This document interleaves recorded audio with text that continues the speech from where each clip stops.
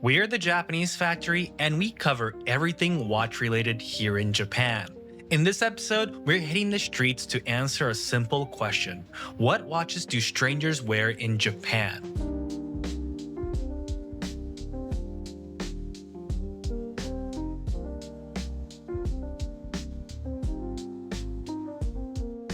Japan isn't just a watch powerhouse, it has a rich history in horology, with decades of innovation and craftsmanship shaping the way people collect and wear watches today. In this series, we travel all over Tokyo to spot unique timepieces and uncover the stories behind them. And today, we're starting right here, in the heart of luxury and style, Ginza.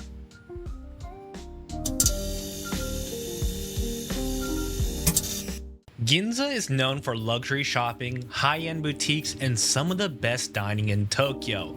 And it's also where you'll spot a lot of heavy hitter watches like this.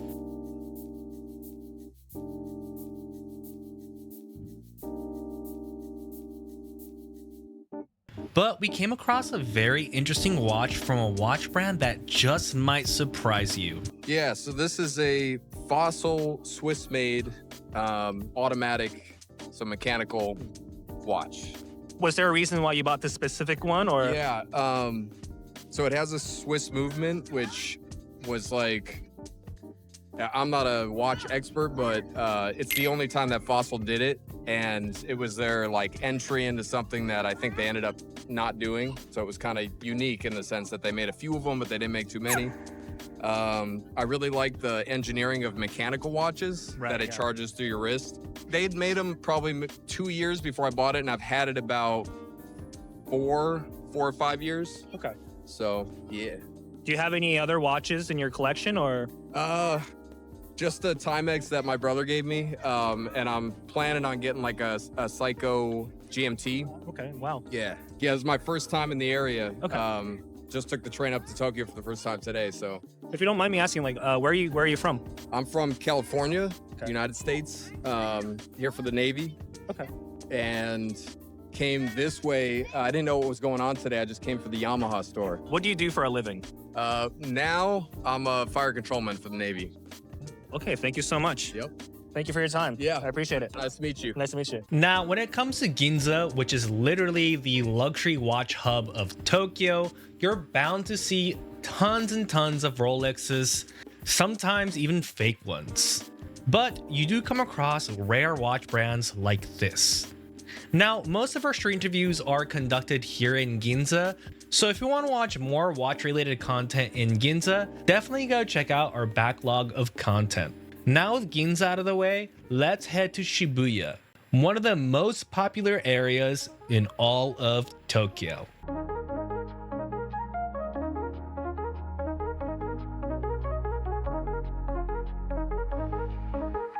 So Shibuya is a little bit of a mixed bag when it comes to watches. Sometimes you'll find cheaper Casio watches like this, Seiko mods that sorta look like a Rolex, and even watches that you've never even heard of before. But to be honest, that's what makes Shibuya so special, because you're never gonna know what type of people you'll come across. Yeah, so the brand is Selton. Okay. And it's a collaboration with my club in Hong Kong called Watch Ho & Co. It's actually a 2-year anniversary watch, and it's actually launching today. Today, damn, okay. Yeah, so very special and great to... Perfect timing. We ask a lot of people what they think, and they think it's always some kind of metal or something that's been oxidized. It's actually not. It's actually natural black Tahitian MOP that's been CNC guillocheed.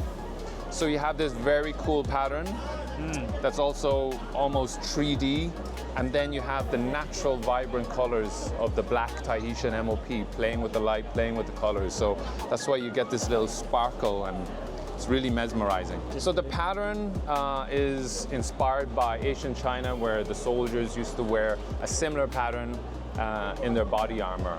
But for this style, and it's a different meaning. So each of the dial, or the patterns on the dial, represents a collector, like me, you, and anyone that loves horology. So as you can see with the dial pattern, they're all connected. And it's like us, we're all connected with the love of horology, and that's what I caught your eye with this kind of watch, right? Yeah. And so you see the circles within the actual, the intersecting circles with the pattern. That represents the local communities. Like here, you have the Japanese factory, you have different other watch clubs and communities like we have here in Hong Kong as well, or different collecting styles, different tastes. They're all the small intersecting circles. So the bigger circle itself represents the global watch community, right? It's like, when I go back to Hong Kong, I'll be in touch with you, I'll be in touch with you, just through a click, through a DM, through a WhatsApp, we're all connected and we're like one big happy global watch fam, right? And then as you see the hands, they're on theme with the body armor, they're sword hands, but it has a different meaning again. Doesn't mean we need protection, but it means that the communities, and especially my club or the ecosystems that we all thrive in, is a safe space for us all. So we can all come together and talk about this nerdy topic, this hobby of ours, no matter what watches you collect and what value they hold. It could be $1, it could be $1 million, doesn't matter. We're all here for the love of watches and horology. It has real meaning and symbolism for our second anniversary for our club, Watch Home Co.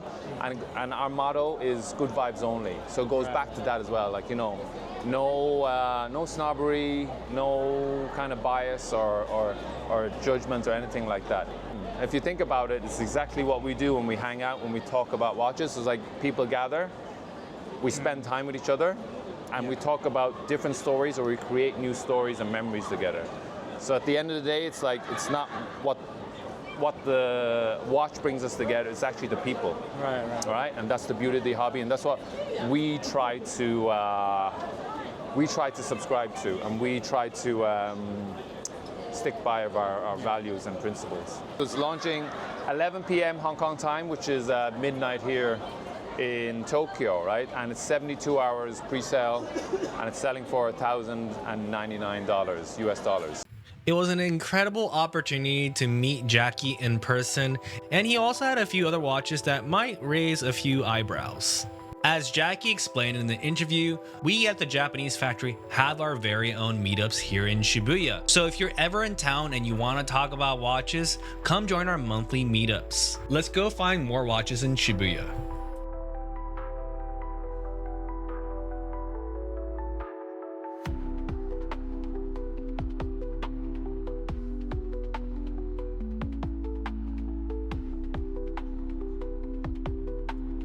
This is a Seiko SPB041J1. So this is a homage to the Seiko Laurel, which is the first watch that Seiko ever made. And by extension, the first Japanese-made watch. And the reason why I wanted this is because I went to the Seiko Museum in Ginza once, and they showed like a few of their historical models. They had a Seiko Laurel. My very first watch was a Seiko Kinetic, but I was like a big Seiko fan like for quite a while. And at the time I had a Hamilton khaki field automatic, and I was like, that's really kind of cool, because I wasn't really that much into watches then, but this is like the first like really nice watch I think I went to go get, which kind of started like a whole obsession. Let's move on to one of my favorite places in all of Japan, Nakano Broadway. Ginza might be the luxury district of Japan, but Nakano Broadway is a place for watch enthusiasts as it specializes in vintage watches. This is a place where you find people who really appreciates the history behind watches. There are a lot of watch enthusiasts who would rather buy a vintage watch than a new one, and this is where you'll find them. While shooting a video in Fire Kids, which is probably one of the best vintage watch shops in all of Nakano Broadway, someone noticed us from our YouTube channel and wanted to talk about his love for Seiko watches. Okay, so I'm wearing a Submariner. It's a late model. It's 2024. Ooh. So I just brought this to maximize its utilitarian function. So while watch hunting, so that's wearing a sub.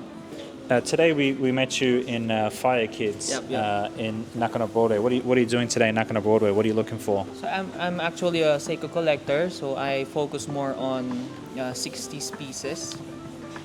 And to narrow my collection, so I usually hunt the first pieces. For example, first GMT, first chrono, first diver, first dress, and anything on that line.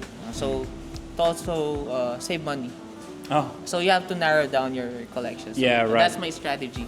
right. You can't So buy you everything. You can't buy everything. So in terms of vintage, I usually buy the first ones.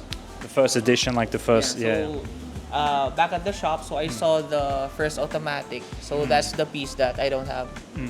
So I'll think that over lunch. But it has a good price versus eBay versus Chrono 24. So it has a good price. I think it's around 200. Okay. So what is, in your opinion, the most underrated Seiko watch?